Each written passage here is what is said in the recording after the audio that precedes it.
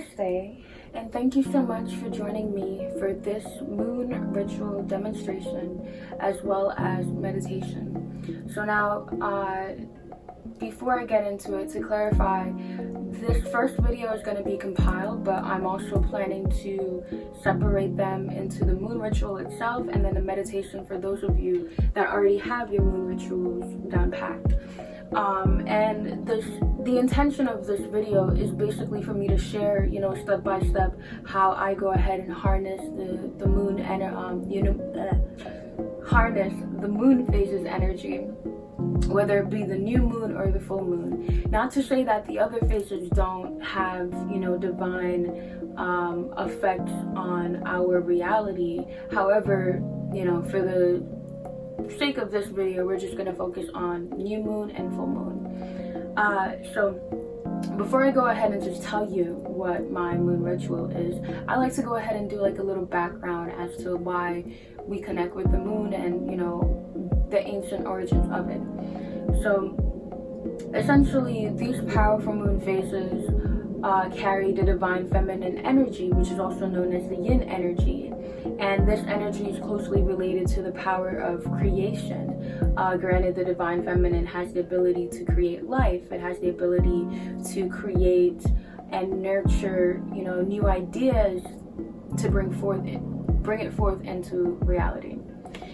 And these moon phases act as a gateway or conduit or even a portal of, so to speak, so that we can be able to tap into this divine feminine energy within us and therefore create our manifestations into our reality. In addition to that, granted, the divine feminine is also related to, being in tune with the self, not necessarily being, over emotional or in tune with the emotions, but just being in tune with self and identifying the different energy in motion, also known as emotions that are going on within us. So basically, I bring this up because a lot of times, I don't know if you noticed, but the divine feminine energy during the moon phases tap into and also amplifies certain emotions and thoughts.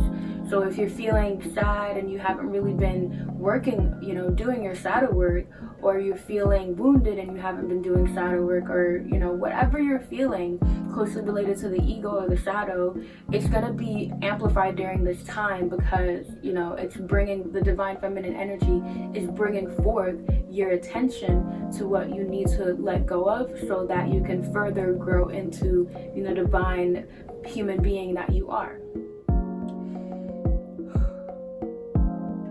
Simply put, you're essentially setting old layers of yourself so that you can go ahead and embrace this new version of yourself, just as the moon, embraces a new cycle, a new phase of its journey. And moon rituals aren't necessarily new age. They've been around for a very long time throughout our story. I personally don't like saying his story because, again, it's his story, like history, his story. But anyways, so new moon and full moon rituals have ancient origins in parts of Africa, like Egypt, for example, where you had moon deities such as Thoth, Ea, and Khonsu. I don't really know how to pronounce them properly, so I encourage you to go ahead and look into it yourself. And in addition to that, you also had moon rituals in China, Babylonia, India. So long story short, by using a moon ritual, we're able to recognize, what we can do to grow, as well as what is stopping us, what is declining our growth. And I say that because the moon definitely allows us to tap into that divine feminine energy to therefore create and evolve into the reality that we deem fit for ourselves. Similarly, we're also brought to awareness of things that are stagnating our growth and stopping us from being the divine beings that we want to be, or whatever goals or aspirations that we have. In addition to the cleansing ritual that I'm about to show you in a few, I also do a journaling exercise where I write out, 5 things that I'm grateful for at the start of my day, and I also journal my thoughts out just so that whatever I need to express, I'm able to, write out. And then I also use the 369 manifesting scripting method, which is basically you write out your manifestations 3 times in the morning, 6 times around 12 o'clock, and then also 9 times before you go to bed. And this is a manifesting method that Nikola Tesla used and a lot of people talk about as well. And it's great for, allowing physical memory to connect with your cognitive memory, in the sense that by you writing this out so many times, you're basically rewiring your brain to remember these things throughout, your daily life. So before I write out my manifestations with the moon, I typically go ahead and burn, my journal of things that I want to let go of. So I write out the date, as well as, 5 to 10 things, or whatever amount, works for you, that I want to let go of. And basically, I go ahead and burn it, or some people rip it up and throw it in the garbage. Whatever you need to do to show that you're detaching from these things, just go ahead and do so. And then, redirect that energy into manifesting, writing out your manifestations. So now let's go ahead and get into the video.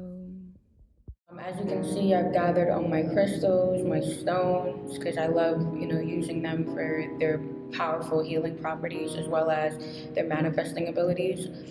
And then I also burn my sage, and I place it by the tub, just because I like to use sage to, always protect and cleanse my aura, my thoughts, my space of any negative energies that, don't serve me or my purpose. In addition to that, I basically place the stones, in the formation, basically along the tub, because I'm essentially creating a sacred container for myself, where I'm being, in a way, it's like a grid, and I'm basically being in the center of the energies of all the stones.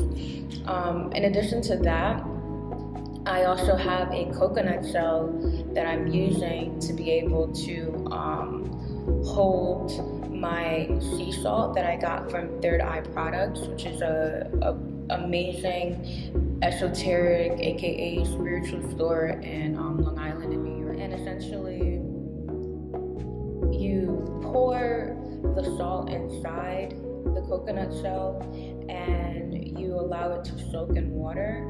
I also use her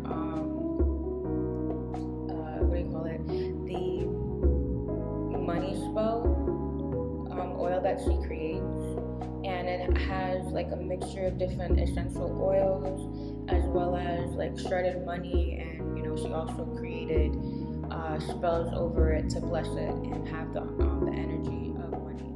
So I've recently got into, I've been guided by my guides and ancestors to start charging the water, and I basically do that with Reiki energy videos that I find online, whether it be from Lourdes or Divine White Light. And you basically charge the water so it has high vibrations, and once I get into the water, I'll be able to match the vibrational frequency of that water and further cleanse and let go of what I need to let go of. So in addition to the oil and the sea salt, I also put sage, like little pieces of sage, into the coconut shell, because like I said, I use sage all the time because it helps me to cleanse, protect, and I'm heavy on protecting my energy. Like, I am a serious empath to the point where sometimes I just have to be mindful of whose energy I'm picking up, because it may not be my own, you know, and I gotta always protect myself and cleanse myself so that I'm actually harnessing my energies and I'm not, you know, lowering my vibration to match the vibration of another person. And sometimes it happens unintentionally, and you know, because we're human, but at the same time, you always gotta protect yourself because you don't want that person's energy, you want your energy.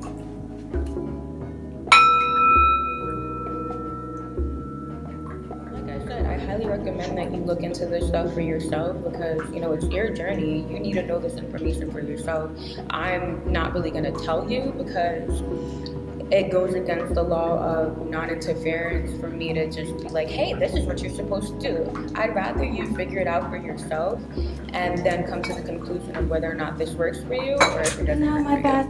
Because this is what works for me. It does not have to work for you. So now we're going to go ahead and start the guided meditation.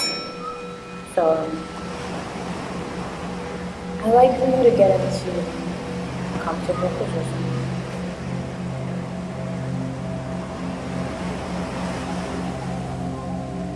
I'd like for you to repeat this mantra with me. I am one with the universe and this new full moon. I am open to receiving what is meant for me as I shed the old to embrace the new. You are who you choose to be, always and infinitely. Namaste.